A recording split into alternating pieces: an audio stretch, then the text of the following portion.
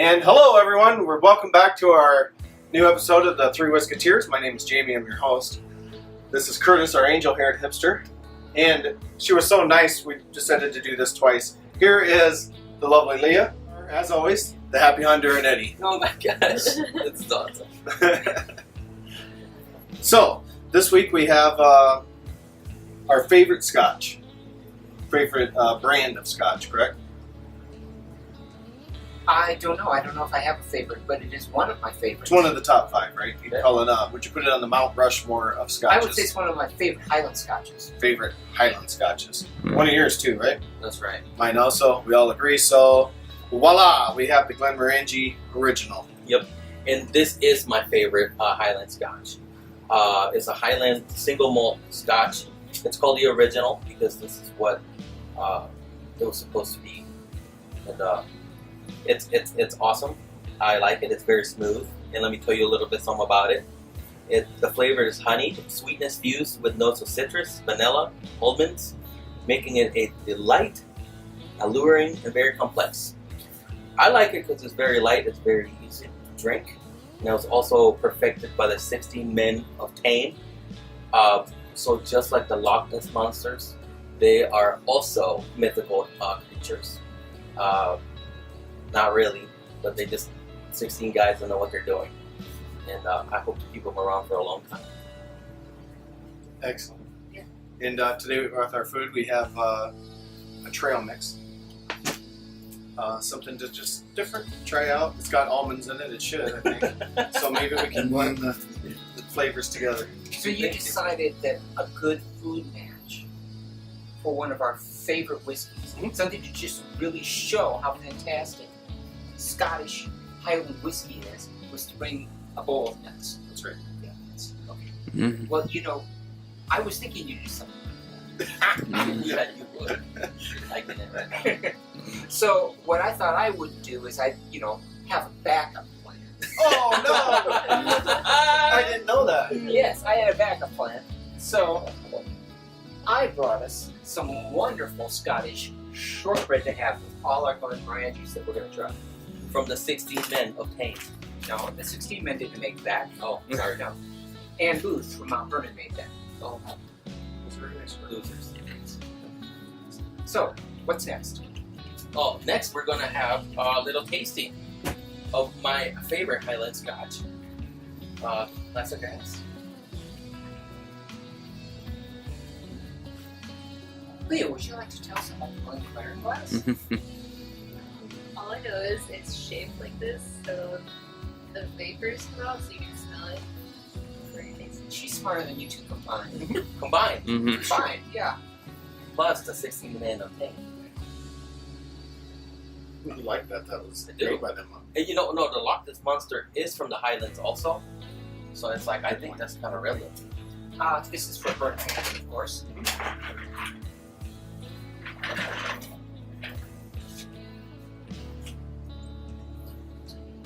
A little bit of lot. Just a tasting. And this is for the indoor health here. Indoor health. Indoor hair. Wonderful.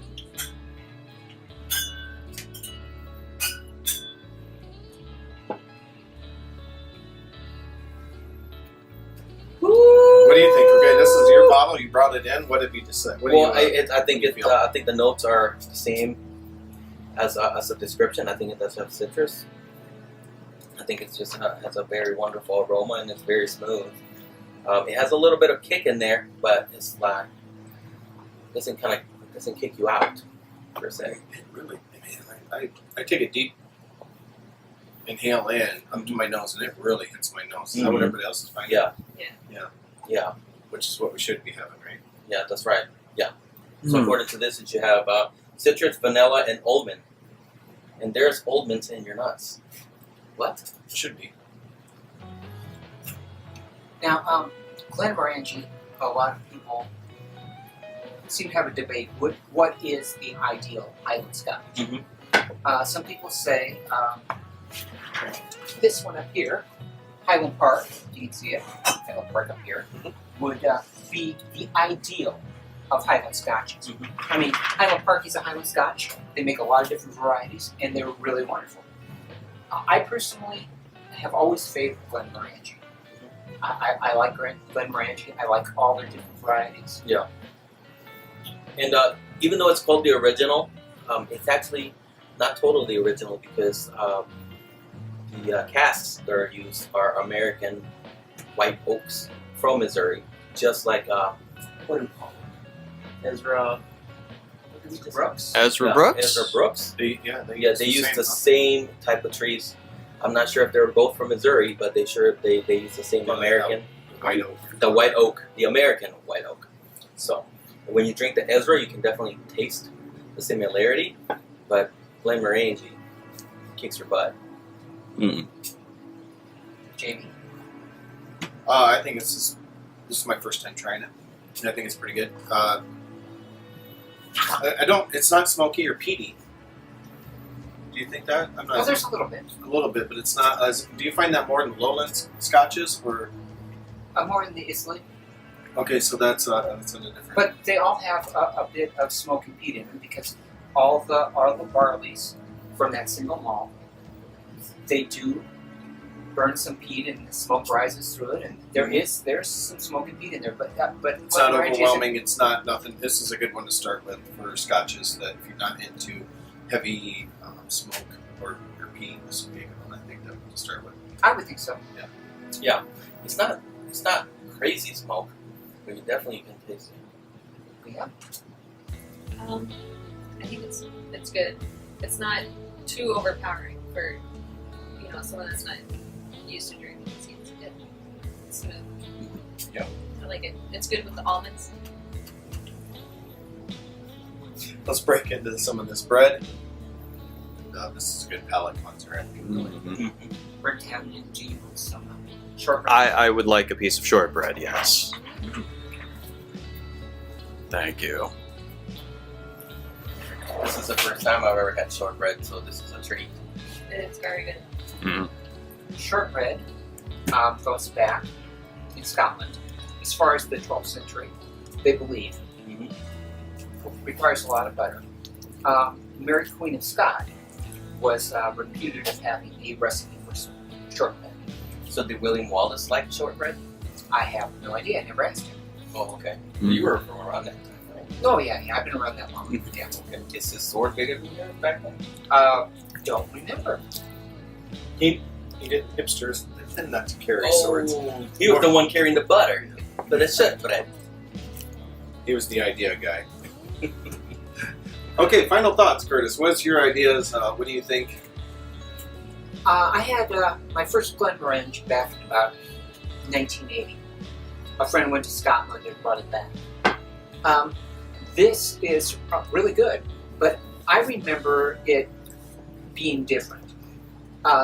The black label, which is a port finish 12-year-old, that's what my palate remembers as the original Glenmorangie I had. So when I think of Glenmorangie, I think of the 12-year-old port finish. We'll talk about that later. Right on. Okay. Mike, I have a question for you, though. You said 1980.